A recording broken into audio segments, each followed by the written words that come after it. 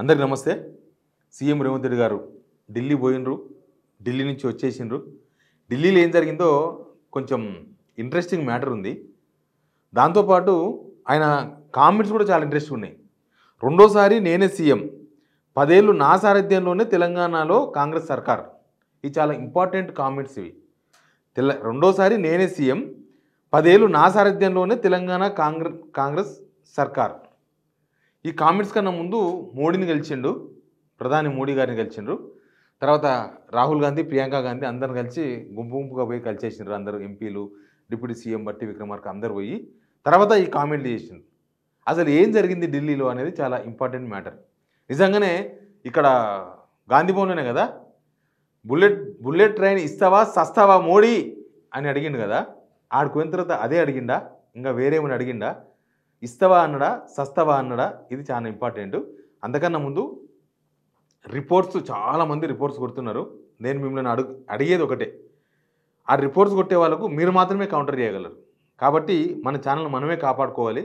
Subscribe చేయని వాళ్ళు subscribe చేయండి, షేర్ కూడా చేయండి వీడియో. ఇక నా వెనుక ఫోటో కనిపిస్తుంది.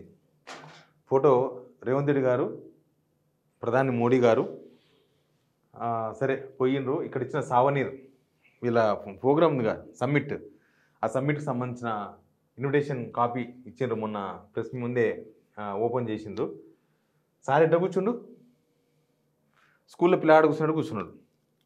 ఓ ముఖ్యమంత్రి ప్రధాని ముందు వినయం చూపొద్దా అంటే చూపాలి, వినయం చూపాలి. కానీ అతి వినయం దూర్త లక్షణం అంటారు కదా, అతి వినయానికి పోవద్దు. అతి వినయం ఉందంటే దానిలో ఏదో మసాలా ఉందని అందరికి అనుమానం వస్తుంది. ఇంకొకటి ఏంటంటే ఈ ఫోటో కన్నా 24 గంటల ముందు, 24 గంటలు కూడా కాదు ఇంకా, అంటే ఆయన మాట్లాడి 24 గంటలు కూడా కాలేదు ఢిల్లీ పోయి ప్రధాని కలిసిండు. బుల్లెట్ ట్రైన్ ఇస్తావా సస్తావా, ఆ వీడియో అందరు గుర్తుంది కదా. మరి ఇక్కడ చూస్తే ఇస్తావా సస్తావా అని అడిగినట్టు కనిపిస్తుందా? ఆయన ప్రధాని మోడీని కలవనికే డిసైడ్ అయిపోయాడు. అయిపోయిన తర్వాత కలిస్తే ఎట్లా నిందలేస్తారేమో, కలిస్తే నా మీద అనుమానం వస్తుందేమో, మనకు కాదు వాళ్ళ పార్టీ హైకమాండ్కు, వాళ్ళ పార్టీ మంత్రులకు, వాళ్ళ పార్టీ లీడర్లకు అనుమానం వస్తుందేమో అని వాళ్ళ కోసం మాట్లాడినట్టుంది ఇస్తావా సస్తావా అని. అది అఫీషియల్గా ప్రాసెస్ స్టార్ట్ చేయాలి, కానీ ఇట్లా స్టార్ట్ చేసిండ్రు. అయితే ఇంతకన్నా ముందు ఒక ఇన్సిడెంట్ జరిగింది, అది చాలా ఇంపార్టెంట్. ఢిల్లీకి పోయినారు కదా, నేను మధ్యాహ్నం లంచ్ ఎక్కడైంది సీఎం గారిది. CM Ramesh BJP MLA, Chandrababu నాయుడికి ఈయనకు అద్దె దగ్గర లీడరు.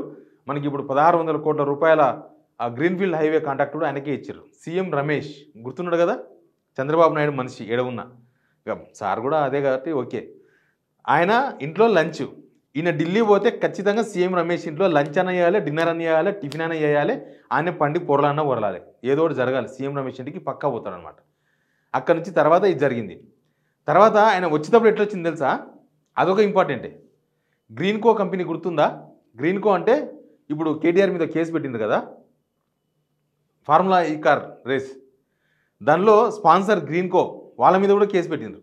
వాళ్ళ ఫ్లైట్లో వచ్చిండు, వాళ్ళ ప్రైవేట్ ఫ్లైట్, అది వాళ్ళది కంపెనీది. గ్రీన్కో వాళ్ళ ప్రైవేట్ ఫ్లైట్లో హైదరాబాద్కి వచ్చిండు ఆయన, ఢిల్లీకి వెళ్ళి. ఏమని అర్థం చేసుకోవాలనో మీ ఇష్టం, ఏమని అర్థం చేసుకోండి, దీన్ని ఎట్టెట్లా అర్థం చేసుకోవాలనో. ఇక ఈ ఫోటోగ్రాఫ్ గురించే మాట్లాడుకోవాలి మనం.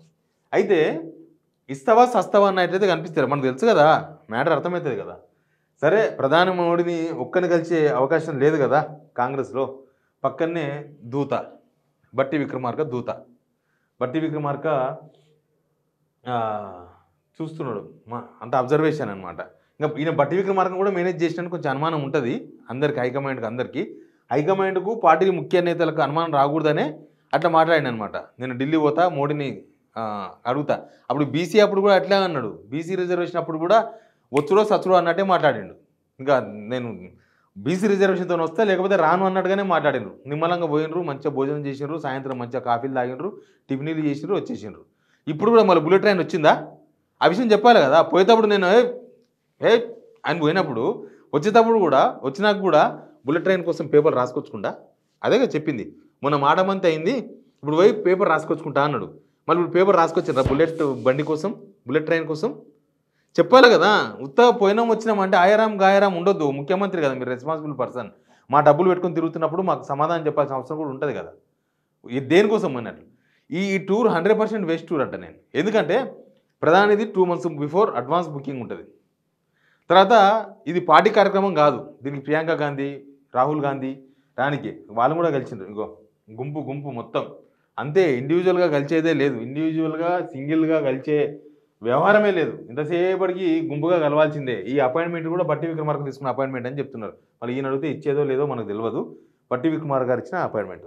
ఇంకా ఈయన చేసిన స్టేట్మెంట్, ఈయన చిట్చాట్ చేసిన అనమాట. ఇవన్నీ రికార్డుగా కూడా మాట్లాడాడు.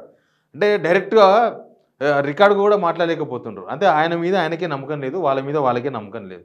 ఏమని మాట్లాడిండు? రెండోసారి కూడా నేనే ముఖ్యమంత్రిని, నా సమక్షంలోనే కాంగ్రెస్ రెండోసారి అధికారంలోకి వస్తుంది. ఇది అక్కడ ఢిల్లీలో ఉన్న మీడియా ప్రతినిధులతో చిట్చాట్ చేసిన అనమాట. అంటే కెమెరాలు లేకుండా ఇలా కూర్చొని మాట్లాడుకున్నాం అనమాట. దాన్ని చిట్చాట్ అంటారు. మనం అరుగుల మీద కూర్చొని మాట్లాడుకుంటాం కదా, సేమ్ మీడియాలో చిట్చాట్ అంటే అరుగుల మీద కూర్చొని మాట్లాడుకున్నట్టు. అంటే ఆయన బుద్ధి ఉన్నట్టు మాట్లాడతాడు, మనం బుద్ధి ఉన్నట్టు అడుగుతాం. తర్వాత ఏది మనకు వస్తుందో అది టీవీలోకో పేపర్లోకో ఇస్తాం. దానికి అట్టెట్లా మాట్లాడినామంటే ఎవరు మాట్లాడి నేను మాట్లాడే కదా అని చెప్తాం. రచ్చగడ ముచ్చట అనమాట అది. ఏం మాట్లాడిండ్రు? 10 ఏళ్ళు నేనే ముఖ్యమంత్రి, నా సారథ్యంలోనే కాంగ్రెస్ అధికారంలోకి వస్తుంది. అట్లాంటి పరిస్థితులు కనిపిస్తున్నాయా? సర్పంచ్ ఎలక్షన్స్ కోసమే నాన్న తంటార వాల్సి వస్తుంది. ఇలా సర్పంచ్ ఎలక్షన్స్ కోసమే. సర్పంచ్ ఎలక్షన్స్ నిజంగా పార్టీ వారీగా జరగవు. ఊర్లో మంచి మంచి ఉంటే, ఊర్లో ఎవరికైనా నమ్మకం ఉంటే ఆయన ఓటేస్తారు అంతే.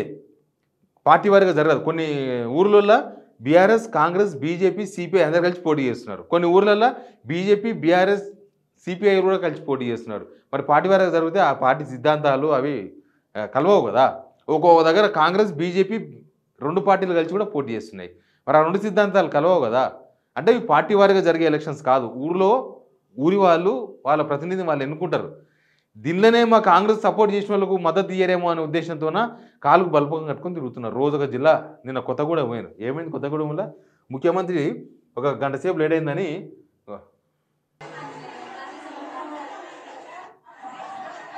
వీళ్ళు మీటింగ్ అయిపోయినాక పోతున్న జనాలు కాదు, మీటింగ్ కాకముందే పోతున్న జనాలు.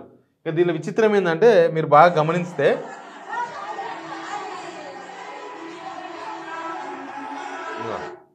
ఇంద్రమ్మ చీరలు కట్టుకొచ్చిన కూడా పోతురు. ఈ ఇంద్రమ్మ చీరలు అన్న సారె పెట్టిండు, బియ్యం పోసిండు అన్నారు కదా, వాళ్ళు కూడా పోతున్నారు. పొన్నం ప్రభాకర్ మొత్తుకుంటుండు స్టేజ్ మీద ఉండి. పొన్నం ప్రభాకర్ ఇంకా సీఎం గారు వచ్చేస్తున్నారు, అయిపోయింది, ఈయన్నే ఎగిరింది హెలికాప్టర్, ఇంకా ఆగింది, దిగింది, పొయ్యింది, కూర్చోండి ముత్తుకుంటే ఉంటేనా జనం? అందరు వెళ్ళిపోతున్నారు.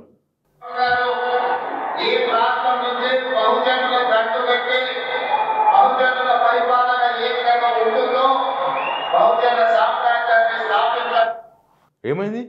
రేవంత్ రెడ్డి గారు కాలి కుర్చీలతో మాట్లాడుతున్నారు. అంటే పరిస్థితి ఇంత దారుణంగా ఉంది.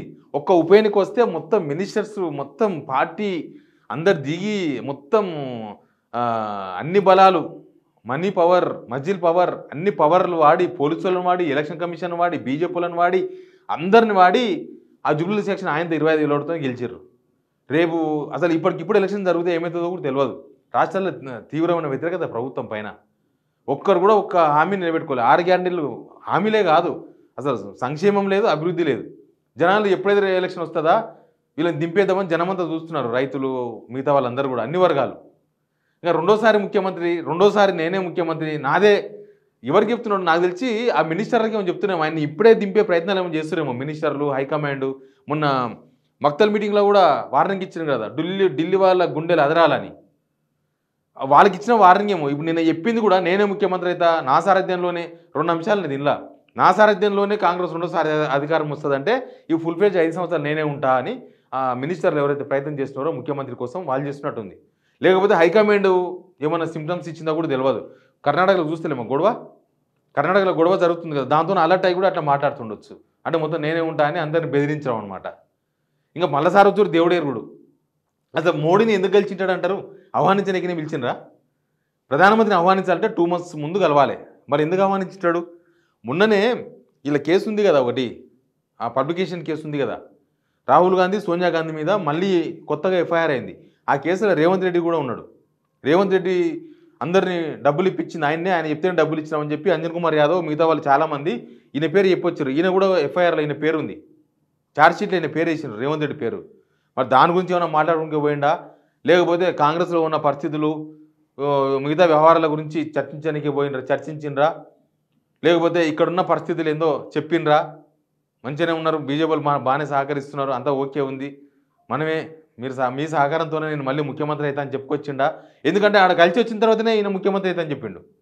ఆయన మోడీని కలిసి వచ్చిన తర్వాతనే మీడియాతో చిచ్చాటు, నేను మళ్ళీ ముఖ్యమంత్రిని అవుతా, మళ్ళీ కాంగ్రెస్లో నమ్మించే ప్రయత్నం. ఒక పక్క నేను కాంగ్రెస్లో ఉంటా అని చెప్పించి నమ్మించే ప్రయత్నం, రెండోది ఎవ్వరు పోటీ రావద్దు నాకు అని చెప్పుకునే ప్రయత్నం లాగా కనిపించింది. ఎనీవే ఢిల్లీ టూర్ డబ్బులు వేస్ట్, దానివల్ల జనాలకు వచ్చింది లేదు, ఒరిగింది లేదు, ఏమీ లేదు. రాహుల్ గాంధీ ప్రియాంక గాంధీ ఆ మీటింగ్ వచ్చినంత మాత్రాన కూడా వేరే దేశాల నుంచి పెట్టుబడులు ఏం రావు. మనకు పెట్టుబడులు ఎట్లా రావాలి? పరిపాలన చూసి వస్తాయి. ఈ పరిపాలన చూసి వస్తాయా రావా అనేది చూడాలి. వచ్చేటువంటి పెట్టుబడులు కాదు, ఎంఓయూలు మస్తు జరుగుతాయి, లాంచ్ కావాలి, కంపెనీలు పెట్టాలి. ఎనీవే మోడీని కలిసి ఆయన కూర్చున్న తీరు, చేతులు కట్టుకొని కూర్చున్న తీరు, ఇవన్నీ చూసిన తర్వాత మీరు కూడా కామెంట్ రూపంలో చెప్పండి అసలు ఏం జరుగుతుంది రాజకీయాల్లో. ఈ వ్యవహారం పైన మీ కామెంట్ కూడా చెప్పండి. Please subscribe signal TV.